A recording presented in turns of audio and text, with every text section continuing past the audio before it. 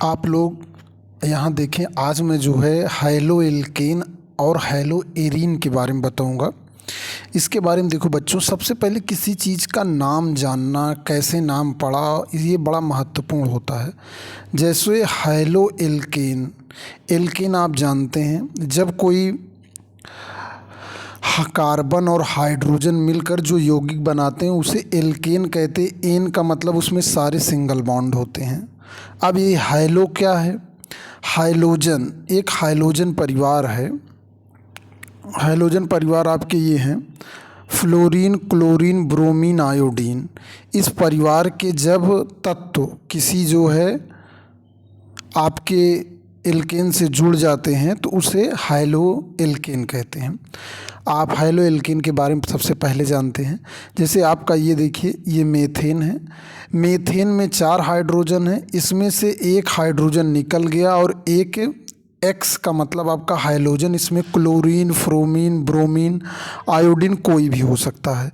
तो यहाँ पर देखिए 3 हाइड्रोजन आपका बच रहा है और उसके बाद यहाँ पर आपका एक आपका हाइलोजन लग गया। तो ये आपका क्या हुआ?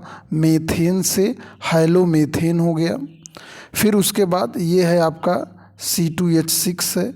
इससे जो है इसमें एक एक्स जुड़ गया और एक हाइड्रोजन निकल गया, यहाँ C2H5X, ये हाइलो एथेन बन गया। तो इस तरह जो है आपका क्या बन गया? हाइलो एल्केन बन गया। आपने एल्केन बनाना जाना। अब इसमें सबसे महत्वपूर्ण है कि ये हाइलोजन जो होता है, जो ये यक्स होता है, फ्लोरीन, क्लोरीन, ब्रोमीन, आयोडीन, इसको हाइलोजन क्यों कहते हैं? तो ये सब जानिए। ये 2 शब्दों से मिलकर बना, हाइलो और जेन। हाइलो और जेन 2 चीज़ों से मिलकर बना। हाइलो मतलब होता नमक, ठीक है। इसको ग्रीक भाषा में हेल माने नमक और जेन माने होता है उत्पादन। नमक का उत्पादन करने में सहायक जो होते हैं उन्हें हाइलोजन कहते हैं। जैसे आप जानते हो नमक में सोडियम क्लोराइड होता है, sodium fluoride, sodium iodide, sodium bromide. इन सब की मात्रा समुद्र के जल में पाई जाती है।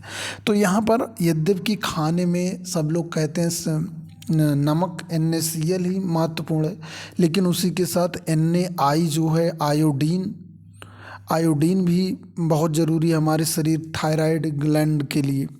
तो यहाँ पर ये जो है, इसलिए जानो को हाइलो माने होता है आप एक तरह से समुद्री जल में जो नमक होता है, और जन माने उत्पादन, जो सहायक होते उन्हीं के आधार पे इनका नाम हाइलोजन पड़ा। और उसके बाद देखिए हाइलो एरीन क्या है?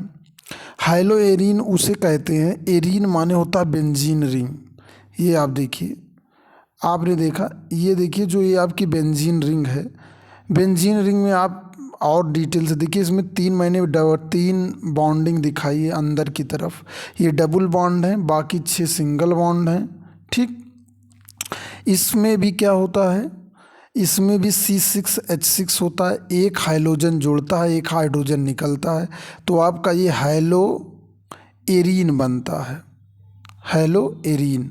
तो इस तरह से जो है आपका हाइलो एरीन बन गया। अब देखिए हाइलो एरीन में देखिए क्लोरीन जो आपके ये होते हैं, आपका क्लोरीन, ब्रोमीन, आयोडीन के ज़्यादा पाए जाने देखिए क्लोरीन, ब्रोमीन, आयोडीन के कंपाउंड जो होते हैं वो ज़्यादा पाए जाते हैं।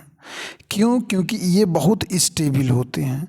और ये स्टेबल होते हैं, देखिए ये स्टेबल होते हैं इसलिए इनके कंपाउंड ज़्यादा पाए जाते हैं। फ्लोरीन के कंपाउंड थोड़ा कम पाए जाते हैं क्योंकि ये बहुत रिएक्टिव होता है और अनस्टेबल होता है। फ्लोरीन अंधेरे में रिएक्शन करती है, इस बात को बहुत अच्छी तरीके से याद रखेंगे। कुल फ्लोरीन अंधेरे में रिएक्शन करती है और क्लोरीन सूर्य के प्रकाश में रिएक्शन करती है। जब आप कभी भी कन्वर्जन सीखेंगे, अंतः परिवर्तन सीखेंगे एक कंपाउंड से दूसरे कंपाउंड के बनाने में, तो ये कहीं कहीं आपको तीर के ऊपर लिखा रहेगा डार्क, लाइट, सनलाइट, ठीक। तो ये सब का महत्व है। वहाँ पर कहीं पर सनलाइट दे दिया गया है और आपको ऊपर रिएक्टेंट आपसे पूछा जा रहा है, तो इन चीज़ों का बड़ा ध्यान रखना पड़ता है कि कहाँ पर क्या हो रहा है।